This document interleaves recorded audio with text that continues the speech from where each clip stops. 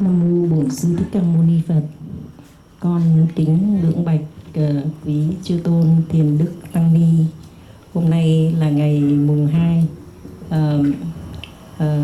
tại Cát Tường Buddhist Temple, chúng con có tổ chức một buổi lễ mùa xuân Giáp Thìn để khai kinh cầu nguyện cho thế giới hòa bình, chúng sanh an lạc.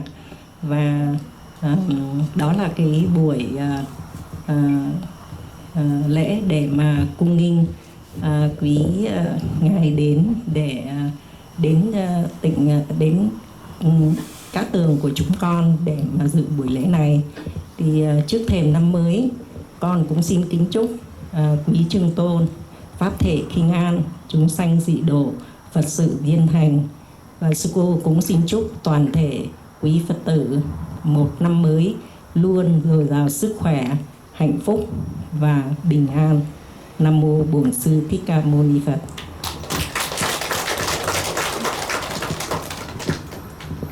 Giờ chúng con xin thành kính sư cô Dương Nghĩa, và tiếp theo chương trình sau đây là phần pháp thoại. Phật tử chúng con đang lắng lòng thanh tịnh để lắng nghe những lời pháp thoại của các chư tôn đức tăng ni. Giờ này chúng con xin quý ngài ban bố cho chúng con một thời pháp đầu năm. Nam mô Bổn Sư Thích Ca Mâu Ni Phật.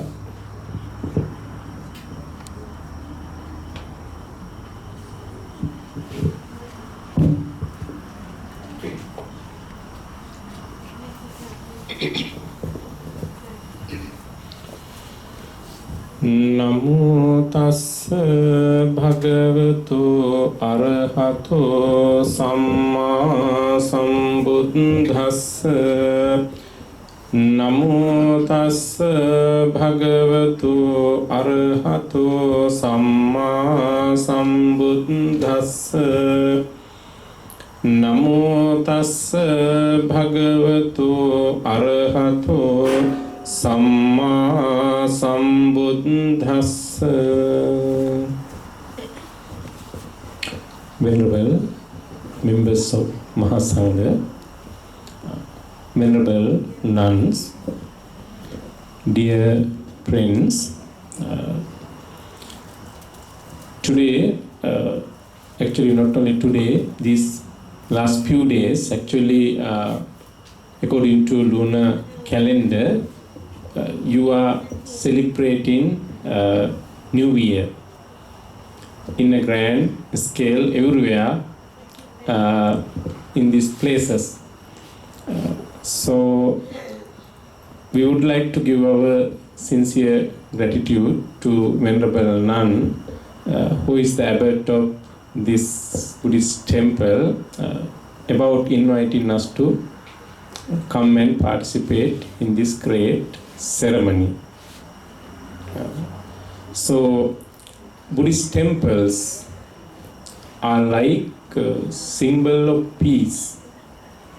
You know, as people, you come to Buddhist temples in order to gain happiness and peace in your mind. Therefore, simply we can introduce these places are like symbol of peace. When we enter this place we can see it is such a beautiful and very serene and calm, quiet place. It is make us happy. In this new year also we can see you are dressing, right, with colorful dresses and very beautiful. And when you see these things, everything make us happy and same time peace and very calm. When you talk about the nuns, actually, you know, in the world we have only few nuns, right? You can see many monks, but we can see only few nuns. But you know, they are performing very good service to our community, right? All the Buddhist people. During the Buddha's period, actually women, they didn't have equal right. Then once there is a nice stanza or verse in Buddhism, Naso sabbe sutanesu puriso hoti pandito ittipi pandito hoti tatta tatta vichakkana. This is Pali stanza, which means all the time men are not wise, right? Man is not wise, right? Women also, they are very wise. But during the Buddha's period, one day, one of the nun was practicing meditation. Then having seen this, one person came to her and asked, "You are a woman. Why are you practicing meditation? What can you gain through the practicing meditation?" Then the reply was very amazing. The nun gave. She told, "Mine is neither male nor female, right? Anybody can develop mind. Anybody can cultivate mind. Therefore, it doesn't matter, right? Woman or men. Anyone can develop good qualities and develop their mind. Therefore, Buddha was the first ever religious teacher who gave equal rights to women. Because when we see those things, we have enough evidence to understand about that. Then, dear friends, in this new year, actually, I am going to give you one advice because I don't have much time to talk here. There is a particular sutta in Buddhism. It is called Ambalattika Rahulovada Sutta. I am going to explain to you one point in that particular sutta. Rahula means Venerable Rahula. He was the Buddha's biological son. I think you have heard about him, Venerable Rahula. One day, Buddha visited this small monk, Venerable Rahula, and asked him a question. This is the question. What is the purpose of mirror? I think you know that, right? What is the purpose of mirror? Every day you are going to in front of the mirror and you stand in front of the mirror, right? To see your reflection. Then this monk is very small monk. He replied, "Venerable sir, for the mirror is for reflection." Then Buddha advised him, in same way Rahula, Venerable Rahula, when you do any kinds of actions, maybe body, maybe verbal or mind, you should repeated reflection. You should do repeated reflections.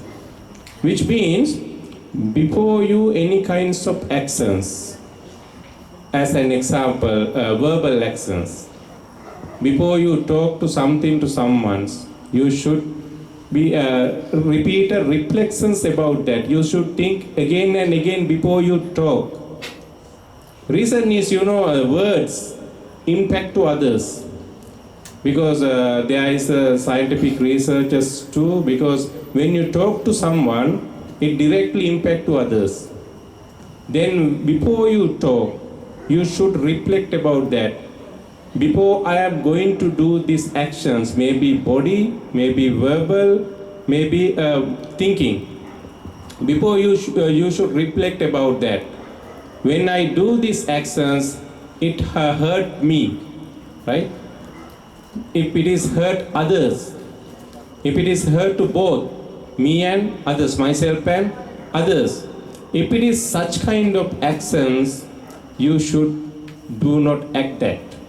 You should do not perform that. Then it is like a reflection. You go in front of the mirror and you see your reflection. In same way, before you perform or you do any kinds of actions, you should repeat it, reflection about that action before you. Don't do any kind of that kind of actions. If the results give you very much pain, you should not act those kinds of things. This is the advice which Buddha gave to this venerable Rahula. He was a little monk and he understood about that. When you do any kinds of things, you have to reflect it, reflection, repeated reflections about that. Then in this new year, actually you should remember these things. These are very, very important, because when you do something, when you talk to someone, if it hurts to others and yourself, actually you should never try to do those kinds of actions.